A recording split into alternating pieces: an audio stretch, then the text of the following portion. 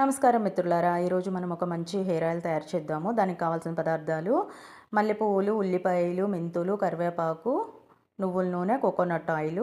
ఈ ఇంగ్రీడియంట్స్ అన్నీ కూడాను ఒక ప్యాన్ పెట్టేసి ప్యాన్లో మనం ఈ ఆయిల్స్ రెండు కూడా యాడ్ చేయాలి. యాడ్ చేసినాక ఈ ఇంగ్రీడియంట్స్ అన్నీ కూడాను మనం అందులో యాడ్ చేసేసుకోవాలి. స్టవ్ సిమ్లోనే పెట్టుకోవాలి. ఈ ఆయిల్ మనం సిమ్లో ఉంచే తయారు చేసుకోవాలన్నమాట.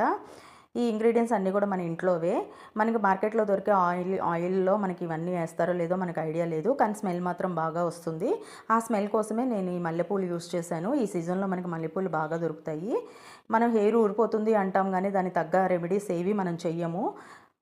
మనకి చిన్నగా ఉన్నప్పటి నుంచి కూడా హెయిర్ బాగుంటుంది, ఇప్పుడు పోయింది అని అంటూ ఉంటారు, కంప్లైంట్ చెప్తూ ఉంటారు. కానీ దానికి కావాల్సిన గ్రోత్కి కావాల్సిన మనం కూడా ఇస్తూ ఉంటే దాని స్ట్రెంగ్త్ పెరుగుతూ ఉంటుంది. ఇలా మనకి ఆయిల్ పొంగు పడుతుందనమాట. ఇలా పొంగు పట్టినప్పుడు మనం జాగ్రత్తగా దగ్గరే ఉండాలి. కొంచెం బాగా పొంగుతుంది అన్నప్పుడు స్టవ్ ఆఫ్ చేసుకోవాలి. అలా 4 టైమ్స్ మనం స్టవ్ ఆఫ్ చేసుకొని ఆన్ చేసుకొని ఈ ఆయిల్ తయారు చేయాలి.